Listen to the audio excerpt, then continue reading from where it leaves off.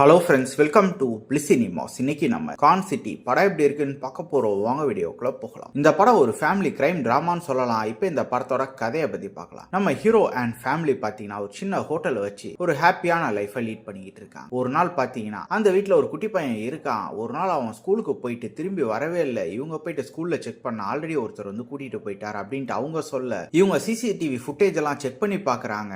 அதுல பார்த்தா யாரோ ஒருத்தர் கூட்டிட்டு போறாரு. அப்பதான் இவங்களுக்கு தெரிய வருது தான் பையன் கடத்தப்பட்டுட்டான் அப்படின்ட்டு. அதுக்கப்புறம் அப்படி அந்த பையனை கடத்தினது யாரு, அவன் ஏன் இந்த பையனை கடத்தினான், அதுக்கப்புறம் நடக்கிற சுவாரஸ்யமான சம்பவங்கள்லாம் என்ன, கடைசியில என்னதான் ஆச்சு அப்படின்றத சொல்லியிருக்க படம் தான் இது. இப்ப இந்த படத்தோட பாசிட்டிவ் பத்தி பார்க்கலாம். பாசிட்டிவ் கண்டிப்பா அர்ஜுன் தாஸோட பெர்ஃபார்மன்ஸ் சொல்லியே ஆகணும். பல படங்கள்ல அவரை வில்லனா பார்த்தாச்சு. இந்த படத்துல கொஞ்சம் காமெடி கலந்து ஒரு நீட்டான ஒரு பெர்ஃபார்மன்ஸே கொடுத்திருக்காரு. அதே மாதிரி ஹீரோயினா இருக்கட்டும், யோகி பாபுவா இருக்கட்டும், எல்லாருமே ஒரு தரமான பெர்ஃபார்மன்ஸ் கொடுத்திருக்காங்கன்னு சொல்லலாம்.